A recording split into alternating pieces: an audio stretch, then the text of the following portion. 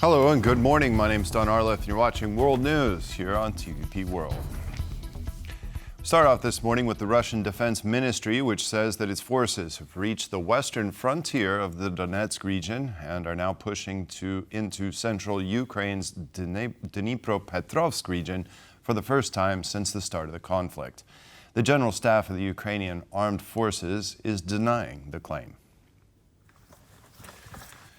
The Russian Defense Ministry also said that Russian forces targeted Ukrainian drone production and storage facilities, as well as ammunition depots and temporary troop deployment sites within the last 24 hours. In response, the Ukrainian Air Force reported that 40 out of 49 drones launched by Russia overnight were destroyed by its air defenses. Despite the ongoing hostilities, both sides confirmed that the exchange of bodies of fallen soldiers agreed on during the Istanbul talks is due to take place in the coming days. Russia agreed to return the bodies of 6,000 Ukrainian soldiers and delivered the first batch of just over 1,200 bodies on Sunday. In his nightly address, Volodymyr Zelenskyy announced that Kyiv is preparing several meetings for the upcoming G7 and NATO summits. Moreover, the Ukrainian President also appealed to the international community to increase pressure on Moscow through sanctions.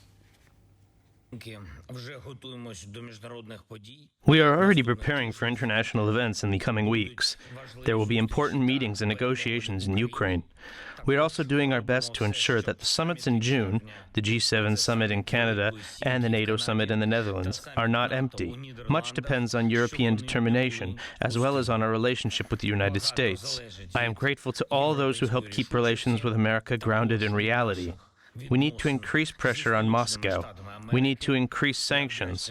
We need to look for ways to use frozen Russian assets for the benefit of our defense. Commenting on the success of Operation Spiderweb, Federico Bossari from the Center for European Policy Analysis, a Washington, D.C.-based think tank, said that NATO should take note.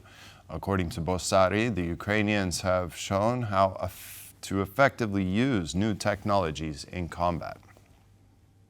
I think that Russia has already started to retaliate. They struck, civilian targets in the past few days, causing a lot of damages and a lot of victims in Ukraine, mostly civilian.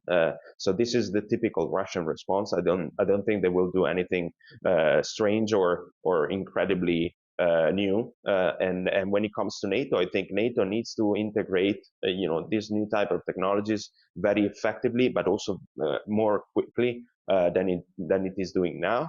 And also change the entire, approach to deterrence based on what the lessons are from Ukraine in terms of, exploiting technology for increasing, your effectiveness in terms of situational awareness, defense, early warning, many other areas.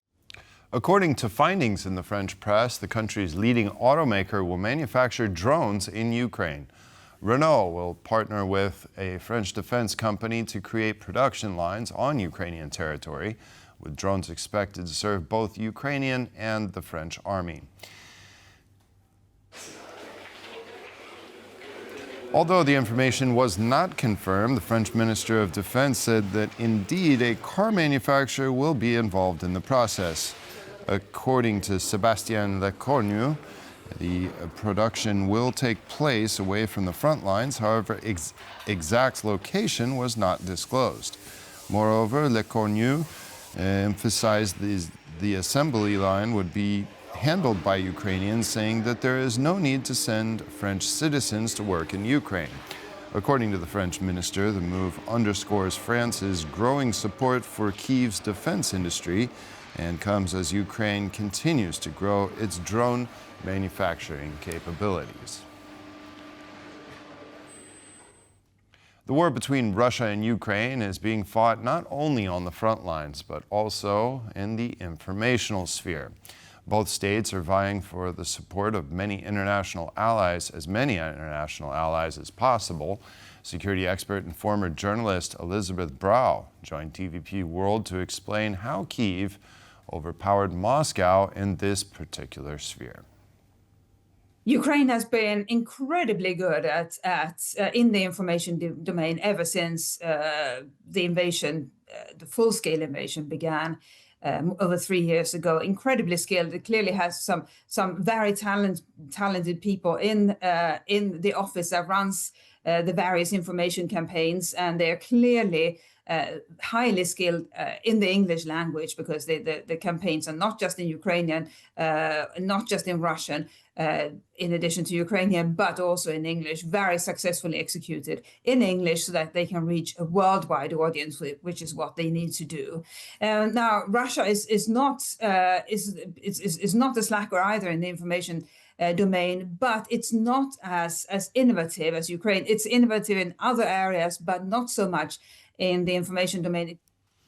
Hungarian Prime Minister Viktor Orbán expressed hopes that Europe, like the United States, will go through a conservative revolution.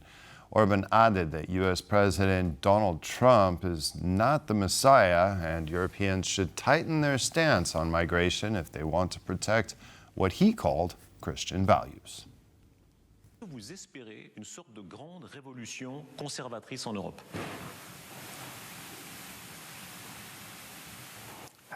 Je l'espère. J'aimerais bien que ça se fasse. I hope so. I'd love to see that happen, and I'm very happy for the United States. We are at the beginning of that. But unfortunately, we also have to see that President Trump is not the Messiah. He is only a fellow warrior. If we really want something for ourselves, we are the ones who have to work. That's why I'm opening up, and why in Europe there is once again a Christian conservative majority, and that's an opportunity. Slovakia has vowed to block any new sanctions against Russia if they threaten national interests. Slovakian Prime Minister Robert Fico also criticized some of the European Union's measures against Russia, saying that they have no effect. His remarks follow a vote in the Slovakian parliament where lawmakers passed a resolution committing government members to oppose new sanctions or trade limits on Russia. If there are sanctions that will harm Slovakia's national state interests, we will block them.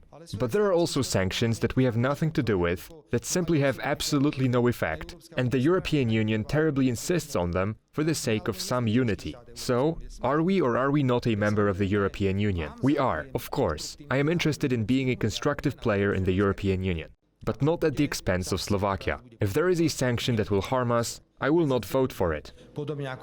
Efforts to bring Russia to the negotiating table have taken a new turn as a bold sanctions bill advances in the U.S. Senate, led by Senators Blumenthal and Graham. President Donald Trump is signaling opposition to key elements of the proposal.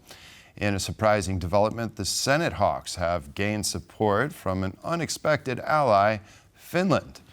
The country plans to increase defense spending to 5% of GDP and has openly criticized the Trump administration's approach to Russia. Happy to see you. My pleasure. A step in the wrong direction. That's how the Finnish Prime Minister described the United States President Donald Trump's attempts to weaken the sanctions bill against Russia.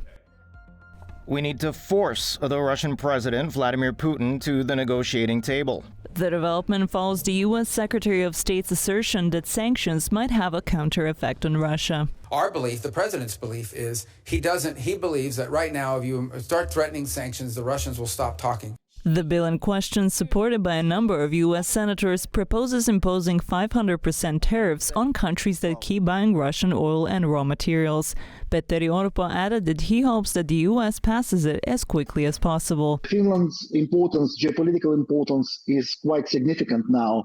And the fact that Finnish President Alexander Stubb established quite close relations with President Trump is one of his most devoted European allies.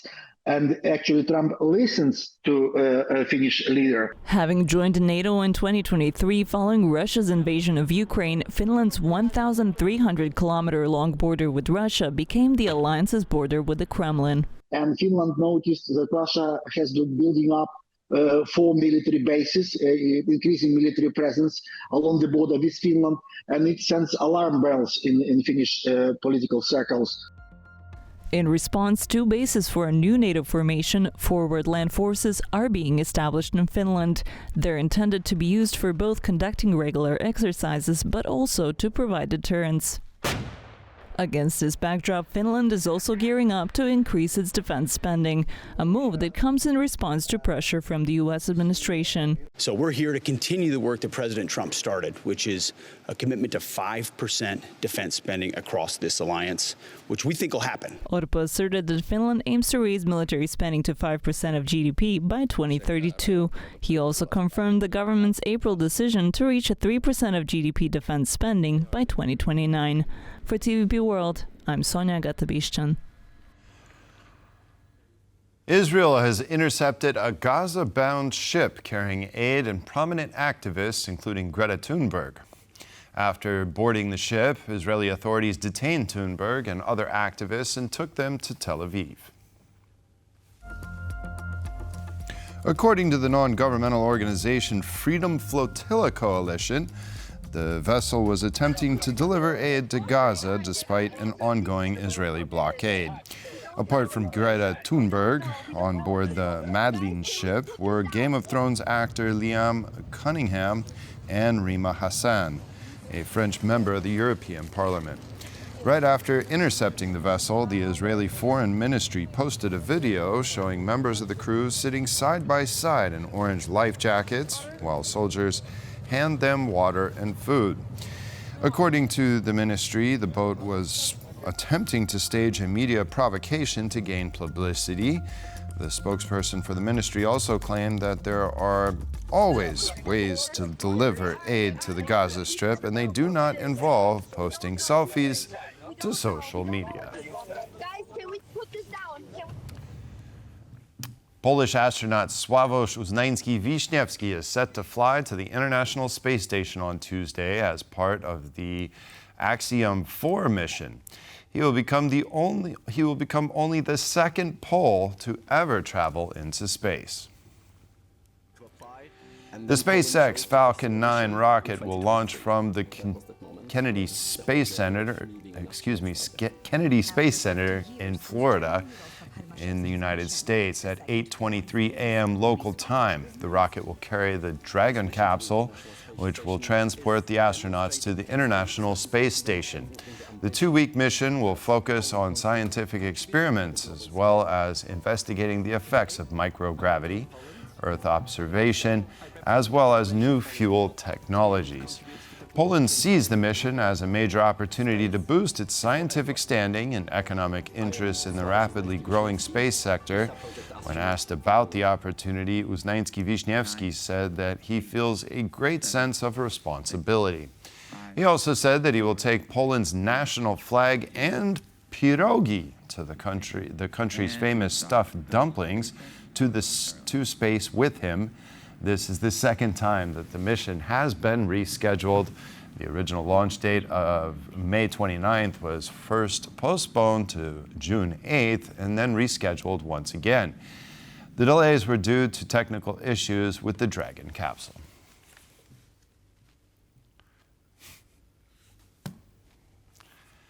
Robert Lewandowski declined to play on the Polish national team for as long as Michał Probierz is the manager. The 36-year-old footballer's decision came after the manager of the Polish team decided to hand over Lewandowski's captain's armband to Piotr Zieliński.